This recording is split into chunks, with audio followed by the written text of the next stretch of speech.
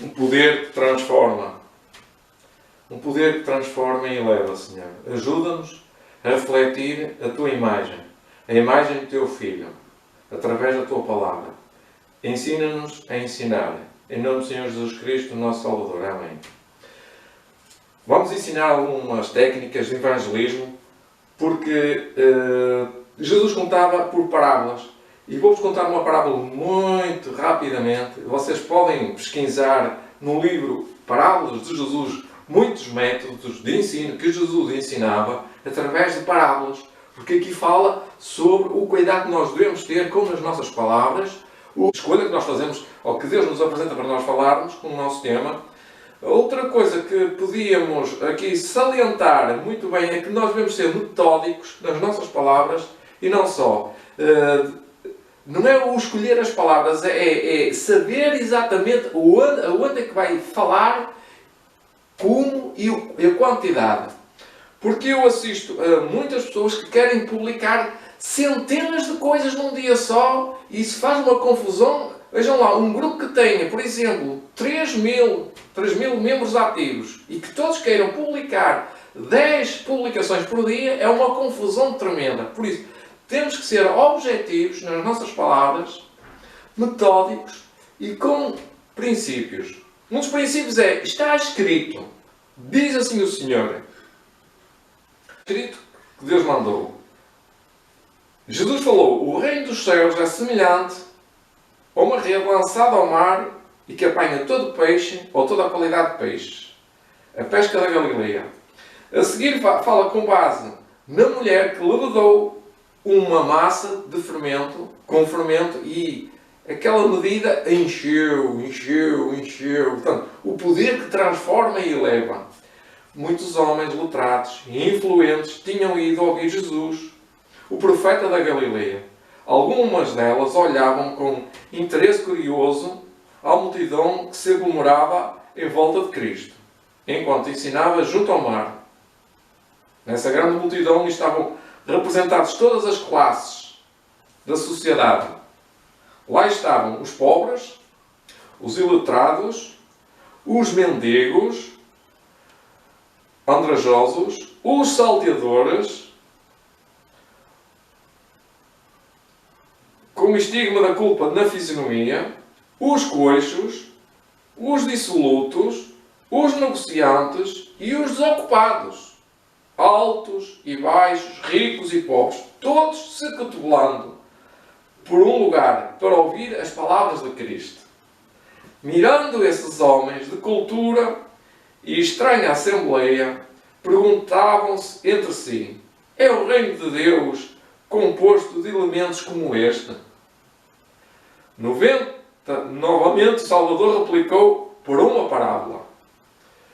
O reino dos céus é semelhante ao fermento que uma mulher que introduz em 3 medidas de farinha até que tudo esteja levedado.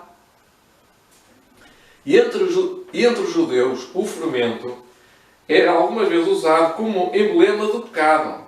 No tempo da Páscoa, o povo era instruído a remover das suas casas todo o fermento como deveriam banir do coração do pecado. Cristo deve remover das suas casas todo o fermento como deveriam banir do coração do pecado.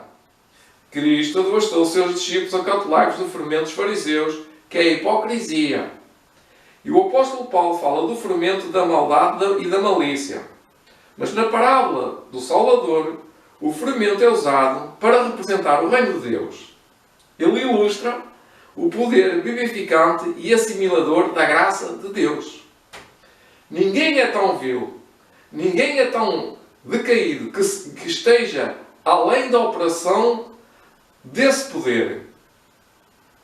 Em todos quantos se querem submeter ao Espírito Santo, deve ser implantado um princípio novo de vida e a imagem de Deus deve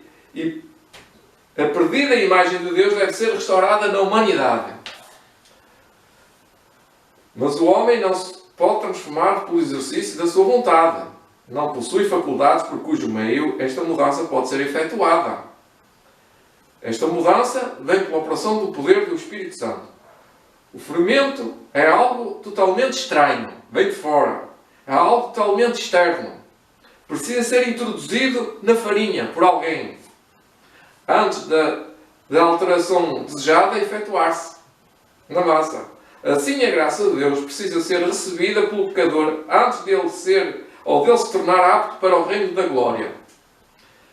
Toda a cultura e educação que o mundo pode oferecer fracassarão em fazer de um degradado filho de Deus, do pecado, um filho do céu. A energia renovadora precisa vir de Deus. A mudança pode ser transformada, pode ser efetuada pelo poder do Espírito Santo. Todos que quiserem ser salvos nobres ou humildes, ricos ou pobres, precisam submeter-se à atuação deste poder. Como o fermento misturado à farinha opera do interior para o exterior, assim é pela renovação do coração que a graça de Deus atua para transformar a vida. Não basta a mudança exterior para o pôr-se em harmonia ou pôr-nos em harmonia com Deus. Muitos há que procuram reformar-se corrigindo este ou aquele mau hábito e esperam desse modo tornar-se cristãos, mas estão principiando no lugar errado. Nossa primeira tarefa é com o coração. A profissão de fé e a posse da verdade na alma são duas coisas distintas. Portanto, a profissão de fé e a posse da verdade. Não basta meramente o conhecimento da verdade. Podemos possuir esta e ainda o teor dos nossos pensamentos não ser alterado. O coração precisa ser convertido e santificado. O homem que tenta observar os mandamentos de Deus por um senso de obrigação apenas porque é requerido que assim seja, que assim se faça, jamais entrará no gozo da obediência. Não obedece. Quando, por contrariarem a inclinação humana, os reclamos de Deus são considerados um fardo, podemos saber que a vida não é uma vida cristã. A verdadeira obediência é a expressão de um princípio interior. Origina-se do amor à justiça, o amor à lei de Deus. A essência de toda a justiça é a lealdade ao nosso Redentor. Isto nos levará a fazer o que é reto, porque a retidão é agradável a Deus. Vou terminar só com este bocadinho, só comecei a falar na terminologia da parábola de alguns princípios que é o suficiente para que, a partir de hoje, a santificação possa ser uma constante pelo recebimento do Espírito Santo. A grande verdade da conversão do coração pelo Espírito Santo é apresentada nas palavras de Cristo a Nicodemos. Como na verdade te digo que aquele que não nascer de novo não pode ver o reino de Deus. O que não é nascido da carne, o que é nascido da carne é carne, e o que é nascido do Espírito é Espírito. Não te maravilhes de ter dito, necessário é nascer de novo. O vento sopra onde quer e ouves a sua voz. Mas não sabes para onde vai, de onde vem, nem para onde vai.